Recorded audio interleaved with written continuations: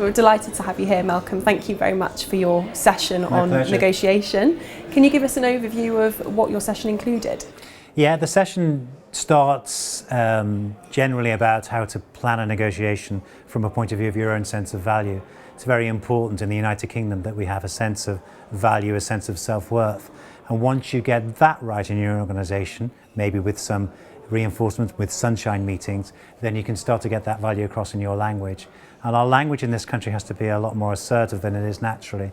We often apologise for our pricing or our fee when we shouldn't be really. So it's about that assertiveness about getting the pricing right and then thinking about what are the trades that might make the price negotiable at the end of the day. So that's fundamentally what this session's about. Brilliant. And so when somebody is going into a negotiation environment, how would they plan for that, and how would you open a negotiation? I think there's a real toolbox of planning, because I think that's something that some people aren't used to, and preparation is critically important.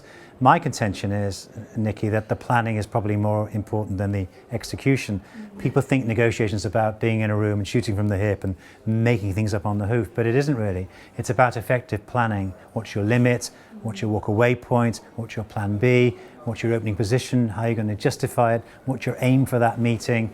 And what are you going to do if you don't get it? Yeah, well, they say if you fail to prepare, prepare to fail. Yeah, I know, exactly right. So planning is very important. It is. Yeah. Probably the most important thing, to be honest. Okay. And when the conversations are underway, I mean, what's the most important part of that negotiation conversation? To listen.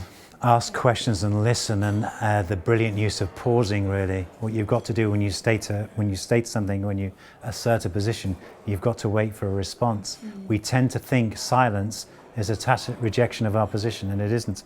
They may be just thinking. They may be playing a game, but you've got to play that game with them. So the ability to pause for several seconds is really difficult, and it's a key skill of a good negotiator. Okay, thank you. And when you say listen, are there particular questions that should be asked? I think obviously you need a mixture of closed and open questions, but if you can start to pre-plan in your planning phase some open questions which you wouldn't normally think to ask, it expands the conversations out and gets to real needs, which I think is really important, because what you're really trying to satisfy is that client's needs or that person's needs against what you can deliver. So to ask lots of open questions and pre-plan them, relevant, is essential. Brilliant, thank you. And when it comes to closing the negotiation conversation, do you have any tips around closing? I think closing always seems to be a difficult thing for people to achieve, because it's like, the analogy is, it's like jumping off a cliff. I've suddenly got to ask for the order, or ask for a response, or ask for a commitment, and that does sound hard. And there's lots of techniques of closing, but if you negotiate in the way that I do my session, you close by stages. So we've discussed volumes, Nicky, so that's agreed. We've discussed the way you're going to pay me. We've discussed the specification. So I think with what we've got on the table in front of us now, we can agree. Is that okay with you?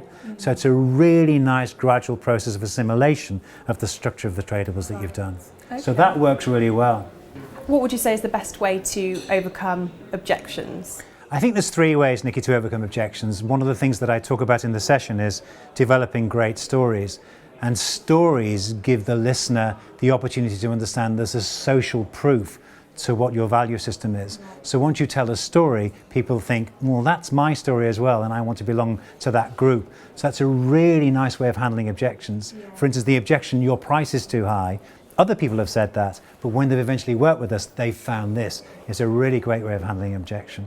So that sort of feel, felt, found. I know how you feel. Others have felt the same way, but when they work with us, they found this. Because to my mind, it's added value that's important and not price per se. Yes. So that's the best way to do it, to develop 5 current great stories. Brilliant, thank you.